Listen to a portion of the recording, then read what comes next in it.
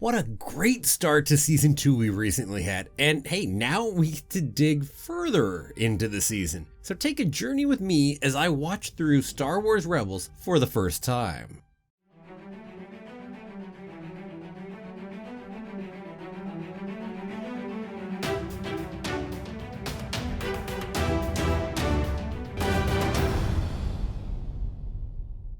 Well, hello there. My name's Jeremy and welcome back to Freeform Disney. I always seem to have some special announcement to make, and hey, today's no different. I just wanted to let everyone know that I'm going to be doing a live stream watch party for the first episode of season 2 of Disney Gallery The Mandalorian, and I'll be doing it Saturday at noon Pacific Standard Time, which is also 8 p.m. UTC over in London. So now this will be my first time watching it too. It only comes out the day before, but the day before happens to be Christmas, so I figured waiting till the day after made a little bit more sense. Hey, with that, it is time for some normal episodes of Rebels. And really, that's actually kind of different. It's been a long time since I've watched something kind of normal. We had the finale of season 1, then we had the comics, then we had the premiere for season 2, so it's been a good few weeks. Well, anyway, let's just dive right on in. So, episode 5 of season 2, Always Two There Are. So we're back to the fleet, and I love some of the background stuff that's going on in the Ghost, just kind of the lives that are going. Zeb and Rex playing over at the holoboard, Sabine's lounging around, tinkering on her helmet,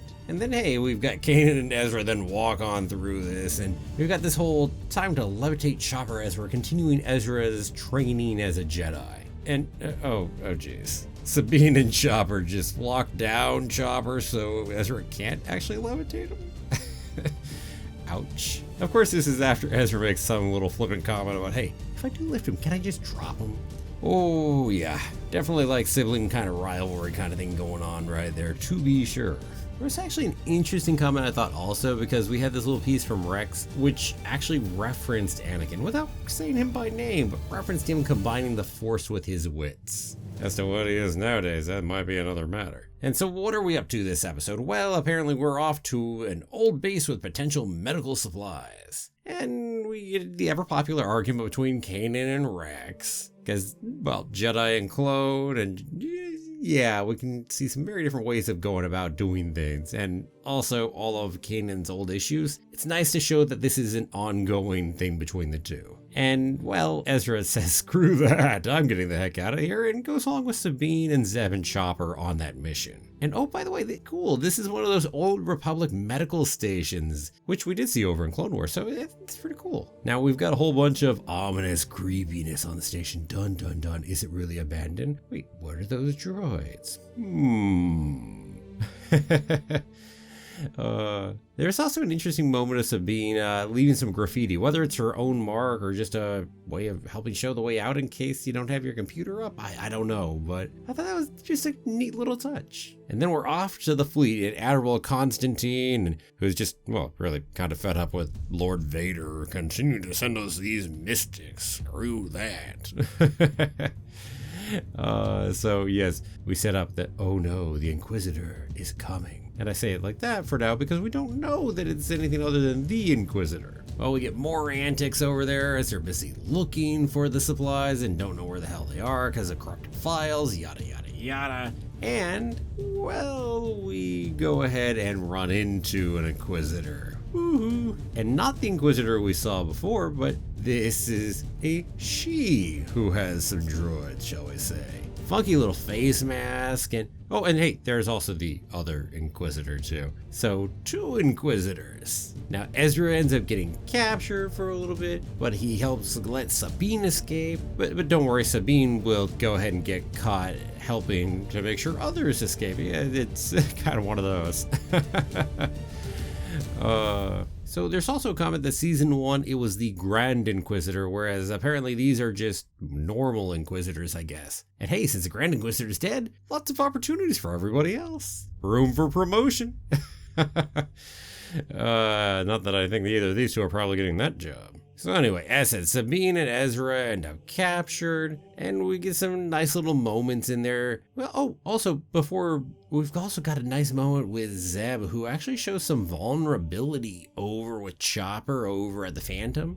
That was a nice moment. Well, anyway, then we hatch our little plan to break out and get everyone away. Now it is time for horrible plans from everybody. So first off, apparently the Inquisitors are hoping to lure both Kanan and Ahsoka there. This is a great plan, Inquisitors. I'm sure you would win that fight. You two are not powerful enough to take on Kanan and Ahsoka. They just aren't. I mean, dang, man. So bad plan. Next bad plan. So apparently the idea of what Zeb was hoping for was to lure them over into the bay where he and Chopper are parked up on the roof in the Phantom. And then they're gonna use the Phantom to shoot at him and hope to make a quick getaway.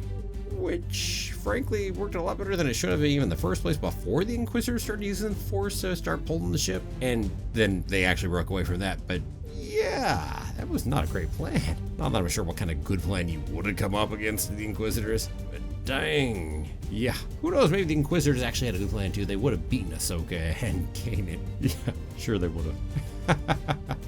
Right. Well, anyway, that means we are back to the fleet. And oh, by the way, Zeb actually found some medical supplies during the course of it. So hey, they even succeeded at their mission. And back there on the Ghost, well, apparently Rex succeeded at teaching Kanan a lesson on discipline. Clever, clever. Oh, good old Rex. And now they find out the news that there are more Inquisitors. And first there was a question on why Kanan didn't say it, but as he tells Hera, he didn't know. And there's this ominous piece about, we really don't know anything, do we? I'm sure that's gonna play out a little bit later, but dang. Also get you a bit in the characters. I mean, if you did find that out all of a sudden, yikes. Well, anyway, so this was a decent episode. The idea was to introduce the new Inquisitors as a threat, it seems, and I think it failed a bit there, to be honest. They were beaten too easily for me. Now, I admit, they weren't really beaten, they were escaped from, but they just didn't seem as big a threat as I think we wanted them to be. But hey, getting to see our crew work together was certainly the highlight of this episode, and it was a lot of fun. Onward to episode 6, Brother of the Broken Horn. So we start off with some blaster training for Ezra as Rex is going ahead and training him. And then we get some controversy because Kanan then comes on in, hey, you're late for Jedi training. And of course, then we continue some fighting between Rex and Kanan too, a little bit about whether he's a soldier or a Jedi, but Ezra's just sick of it. Sick of it all. Jedi, soldier, etc., etc., etc. Possibly set up for an episode too. Just a bit. Well, anyway, that gets interrupted because we find out there's an energy crisis on the planet Rin. And, well, the crew is on Gorel currently, so they're going to go look for generators in the black market. But not Ezra, because Ezra and Chopper are both sent to go help clean the ship while everyone else leaves. And, well, while they're there, they get a little distress signal from the Broken Horn. Now, the Broken Horn is Vizago's ship, who Ezra happens to owe one anyway, too. So, hey, maybe you'll get to get rid of that and have some fun while he's at it. So they take the Phantom and off they go. Now, when they find the Broken Horn, it seems like it's a derelict ship in space, so on board we go to find out what the heck happened. And we quickly get Ezra and Chopper separated, because reasons. And who is it over on the bridge of the ship? Is it Vizago? No, it's Hondo. Good old buddy, old friend, old fun character Hondo. And he claims that Vizago lost the ship in a game of Sabacc to him. Ezra's like, yeah, okay, that's believable. Yeah, I kind of had the same thought. It's like, yeah, okay, I can believe that, I suppose. And then we get some amusing pieces because Ezra decides to claim to be Lando Calrissian. Because he doesn't want to say who he really is, and, well, Hondo has certainly heard of Lando, but luckily has never met Lando in person. We get a little piece on Hondo, how he says he lost his whole crew due to the Empire, and that's a nice little backstory there. It seems Hondo is way down on his luck, but it's been a long time since the last time we see Hondo, so, I mean, I'm curious what all happened to him during this time, but interesting question. Well, anyway, so they repair the ship off to hyperspace, they go, because they had to escape an Imperial ship, and they strike a bargain on moving some crates of power generators, and so that way Ezra will go ahead and get a couple power generators while he's at it. So yeah. And then Hondo says something like, hey, the way you strike a bargain, you remind me of a great pirate I used to know. Who is he referencing on that one? I'm honestly not sure. It's a clear reference, and I'm sure it's a Clone Wars piece, but which pirate is he actually referencing in that case? Or who would he call a pirate, I guess I should say. Well, anyway, we head off to some new location, some new planet or moon or something. got some cool stuff. Hey, we keep reusing these same alien models I've noticed from Lothal.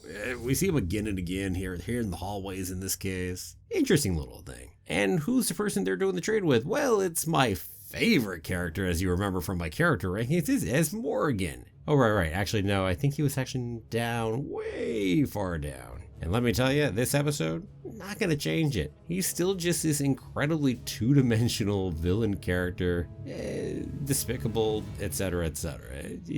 I mean, I need more to him. Give me more of like a three-dimensional character, and maybe I could actually like this as Morgan guy, but not like this. Well, and as Morgan, being the despicable guy he is, and two-dimensional and predictable, he goes ahead and double crosses the two. After all, there's a bounty on Hondo's head, and that makes money. Luckily, Chopper to the rescue, because all you need to do for your plan is slam this good old hover, what do you call those? Not a barge. Anyway, those things. Shoves it all the way out there and boom, makes enough chaos that they're all able to break free. Of course, Ezra doesn't have too hard a time of getting his cuffs off. And well, in the end of it, as Morgan escapes, and oh, by the way, Chopper, I should say before that, is almost as bad a shot with blasters as the stormtroopers are. Unless he was trying not to go ahead and hit as Morgan, and that's possible. Well, anyway, Hondo discovers Ezra is a Jedi because, well, Ezra ends up having to use the Force to actually save Hondo from dying. And we get this fun little talk with Hondo afterwards. He's like, I'm an old Jedi sympathizer. I know I wouldn't believe me either, but one of my best friends was a Jedi. I'm pretty sure we were friends. Good old Hondo. Hondo. One of my best friends. Really? One of your best friends? I mean, that's got to be a reference to Anakin or Ahsoka right there, right? Gotta be a reference to one of them. Well, anyway, Ezra is still not sure about being a Jedi, and Hondo's like, hey, you can be a pirate Jedi. There you go. Oh, Hondo's too much fun. Well, in the course of that, they leave, and Ezra apparently accidentally agrees to join Hondo's crew in exchange for all the generators? I mean, dang, that's not a bad deal on Hondo's part right there. And, well, it's not going to work out, because Ezra then finds Vizago in the brig of his own ship. But because he owes him one, well, that means Vizago's getting out. So they head off to the bridge where Vizago lifts the bloody control off of Ezra. Seriously, man, the little remote control for the droids, you let him lift it off? That is clumsy as hell. Damn. Anyway, so Vizago then turns the robots against the two of them. Surprise, surprise. Never saw that coming. Well, and in the end, Hondo escapes in the Phantom after he pushes Chopper out, and then Ezra and Chopper get ejected in an escape pod by Vizago, because screw that, I'm done with all of you. So, does that mean Ezra and Vizago are even after that?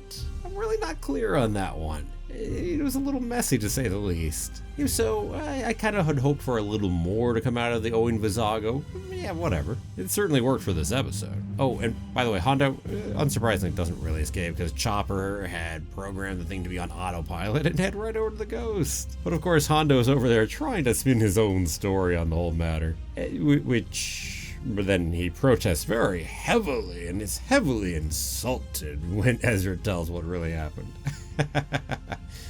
Hondo being Hondo. We get some interesting pieces at the end, because now we wrap up the Ezra piece of this. Because Ezra apparently would have joined Hondo at one point to be part of his crew, which makes sense considering the life he was living, etc. But that's not where he is now.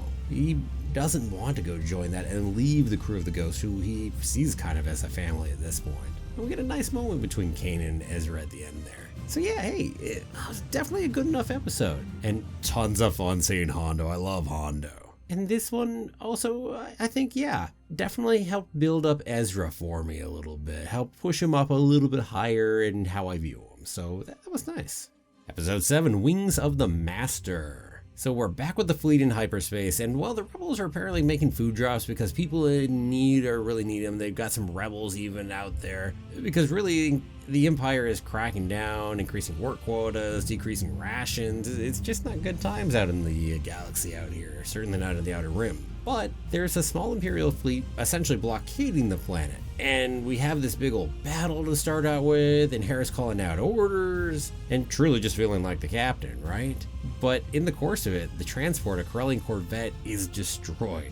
And Phew, I thought Hera would take it harder than she did. She didn't actually take it that hard. I thought that's where we were going to go at first. But heck no, the Corellian Corvette was lost. Phoenix Leader was lost. Just a huge bit of losses right there. And for the Rebels, taking that kind of loss has to really hurt. But yet they seem gung-ho that they are going to go back regardless. You guys can't just waste resources that way. I mean, even if you need to get the resources out to these people, you can't just waste ships left and right, especially if you don't think you can bust it. Now, they've got a possible plan from Rex, because we've got this guy, Shipmaster Quarry, who built a blockade buster ship, but he's only going to talk about it in person on the planet Shantipole, which apparently every pilot knows is a one-way trip because it's really messy to get down onto that planet. But apparently, again, the fleet's gonna go take another shot at running those resources regardless of whether you get that blockade buster ship. I just gotta say, with tactics like that, you guys are not gonna make it very far as a rebellion. Whoa. Well, anyway, off goes Hera, Zeb, and Sabine on the Phantom because, well, Kanan volunteered them because we need Hera there because she's a really good pilot. Although, that said, Kanan and Hera have just a bit of an argument over that. We've certainly seen some disagreements between those two of late. Well, off to the Shantipole we go. And we make it down through the atmosphere easily enough. Yeah, sure, it's hard, but yeah, you know.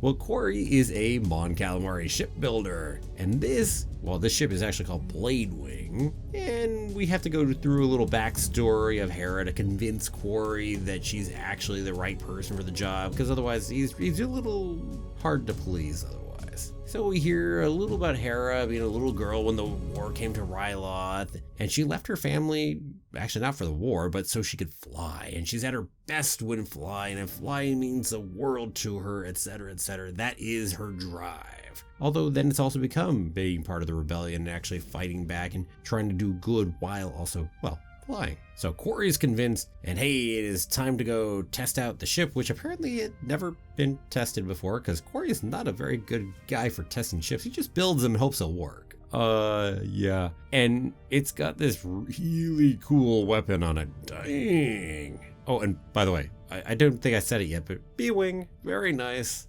Apparently this is a prototype too, so we're talking the beginning of the B-Wings. So there's some cool lore while we're at it. Now we find out that essentially you've got either the hyperspace engine or the uber awesome weapon, but not both apparently. Ooh, but hey, in this case we're able to find a way to use a Phantom to go get the cool new B-Wing there. And so boom, in we go, saving the fleet that had already left to go try busting the blockade fleet, which, well, you know isn't gonna go well. But hey, we get there, we head on in, and Hera, well, takes out a freaking cruiser in a single shot. She has to get pretty close for it though, but still, dang. Now, I've got to say, if only the Rebellion could have had a bunch of those B-Wings in service, and, well, also have fixed the hyperspace engine problem, so they actually had both. Oh, if you could have had that. Oh, Kalis's reaction was priceless in there. Although, to be honest, I think we could have just had any person in there. We could have had some random Imperial instead of having to put Agent Kalis in there again, but that's okay. So, mission success. We dropped the supplies off, we destroyed a cruiser, and hey, we get a little bit of extra lore from Commander Sato, who tells us that Senator Organa found a shipwork so sympathetic and they're going to start pumping out B-Wings. Although I imagine not with that super weapon. Or at least not too many, because certainly I'm not used to B-Wings with that. Used to B-Wings with good hyperdrives. And hey, Quarry's going to be in charge of it. I don't know if we'll ever see him again. I don't think we need to at this point. But hey, the other important thing here is that Hera gets promoted to be the new Phoenix leader. So big promotion there. She's going to be in charge of a lot more than she used to be. Now, sadly, I've got to tell you that I think this is actually the weakest episode yet in the season. But there was some really nice, strong Hera stuff in here too, although I think we should dive a little deeper on some of it. It was kind of surface level to a degree. But yeah, still, it's just some of the stuff with the fleet and some of the stuff with the new ship just didn't work as well as I think it could have. It was still enjoyable. Yeah, definitely still enjoyed it. But it's kind of sad. I love Hera as a character. I wish it had been a stronger episode for her. Well, anyway, that brings us on to the 8th and final episode for this video, and that is Blood Sisters. Now we pick right up and Hera's off giving out missions to people and really, again, being that Phoenix leader right off the bat. And we get to see her give a mission off to somebody named Vox, so one of the other people. And then Sabine is given a mission to pick up a courier and transport them with their secret intel off to Havoc Outpost. And you don't know what they even look like, which I gotta say off the bat, I'm like, ooh, I sense a reveal coming. I was heavily wrong on that. That was my guess. I'm like, oh. So yeah, cool to see Hera in command, and then we head on off on the mission. So Sabine is off, Ezra's off, and so is Chopper. And hey, we get to talk about how much Sabine seems to like being alone. We don't really go anywhere with that at this moment, but feels like it won't be the last time we hear it. Oh, and seeing some graffiti on the wall that Sabine checks out, I thought that was interesting. I'm like, huh, okay. And then we get hijinks time. And I'm gonna call it that even though they were kind of doing their mission, because apparently the code phrase is, it's a long way to Alderaan. And they just start throwing out the code phrase to everybody coming off the transport. It's like, oh, man. Ay. And I was also going, okay, a long way to Alderaan, so, well, it can't be Bail, that's for sure. Way too powerful. Leia, maybe? It still seems too much. I don't know. And apparently it's just a droid, an EG-86, so, yeah, whatever. Disappointed by that. I was kind of hoping for a reveal since they didn't tell who or what it looked like. It was more just for a joke than anything else, though. I guess. What can you do?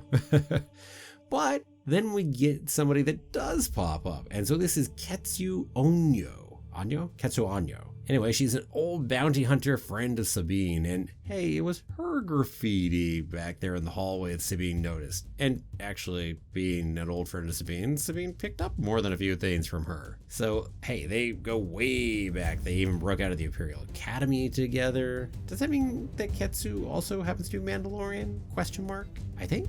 Although apparently eventually Ketsu got greedy and left Sabine for dead. Whee! Yeah. But hey, Ketsu's got the dream job of working for Black Sun, which apparently Sabine at one point in time wanted to do.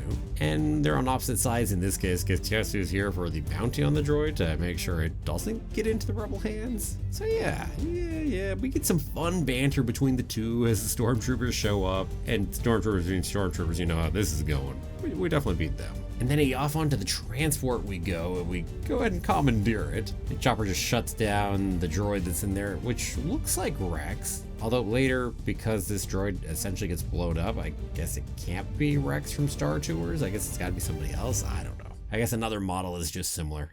What can you do? Okay, so away from the planet Garel we go, and then Ketsu, well, takes out the hyperdrive of the ship, because, yeah, we're certainly not done with this yet. That said, hey, Chopper gets to be useful, takes out some guns, but I've got to say, a bit of a facepalm over all the drama over Chopper being captured. Well, it serves a bigger purpose for Sabine and Ketsu, and that's really the focus of this episode. Because hey, once they were like sisters, right? We finally get to see Ketsu take her helmet off. Man, some nice purple eyes, by the way. Now, I really like Ketsu as a character, and her relationship to Sabine is nicely built up during this episode, and you can feel it between the two. So yeah, and all of a sudden they actually kind of have to work together when an Imperial cruiser shows up. Oh, we even get this little piece that, hey, Sabine's love of explosives actually comes from Ketsu. So wow, talk about the connection between these two right here. And now we get this spot during the finale. This is where we really get to build Ketsu even further, because Ketsu makes the decision to save Sabine. Now sure, Chopper helped push for it, but even later, obviously Ketsu could have taken Chopper and Sabine out if she had wanted to. But she doesn't. And she does save them, and it even helps deliver the information over to Havoc Outpost, even though it's against her own bounty. So yeah, very interesting connection between Ketsu and Sabine. Now I am curious, by the way, where is Havoc Outpost anyway? It's got to be Outer Rim because it didn't take too long to get to it, but the music certainly played up Alderaan music, all of the ending of episode 3. There was such a familiarity there for me. But I think that's more simply to have to do with who it was ultimately being delivered to, because we had R2 and, well, the intel was going to Senator Organa. But obviously this can't be Alderaan. We're way too far away for that. So I don't know. Maybe we'll find out sometime later where Havoc Outpost is. Maybe it'll come in again later. But meanwhile, I gotta tell you, I am definitely hoping to see more of Ketsu. I just definitely like the character. We did a better job than this show generally does of building up a character in the first time we see them and actually making them a little more three-dimensional than you might expect. Because it's not like Ketsu's all of a sudden joining the rebellion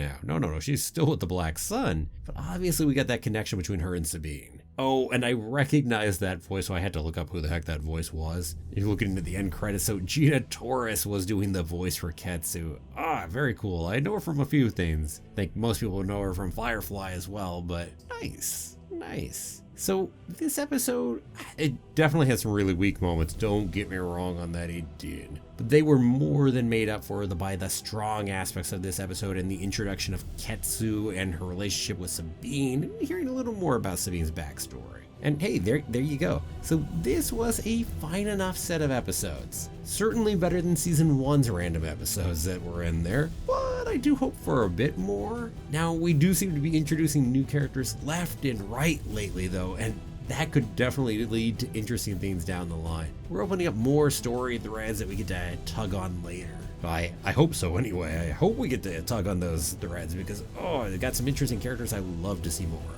Okay, let me make a quick reminder here for everyone. Before we move further, there is a live stream watch party for the first episode of Season 2 of Disney Gallery The Mandalorian on Saturday at noon Pacific Standard Time, so I hope you'll join me for that. And happy holidays in between, by the way, in case that matters to you. And hey, well, anyway, what about you? Who was your favorite character introduced in these 4 episodes? Would it be the new Inquisitors, Hondo, Quarry, or Ketsu? Now, as much as I love Hondo, and I do love Hondo, judging only on these episodes, I would have to pick Ketsu. Yeah, hoping to hear more from her in the future. Go ahead and let me know what you think though down below in the comments. What about which one of them for you? And then also let me take a moment to thank all of my wonderful patrons. If you're interested in helping support the channel through Patreon, I always appreciate it, definitely. There's a link down in the description if you're interested. And thank you so much everyone for watching. If you liked the video, please help out and give it a like or a share, or don't forget to subscribe if you haven't already. I'll see you back here tomorrow for another new episode of Freeform Disney. Have a magical day, and may the Force be with you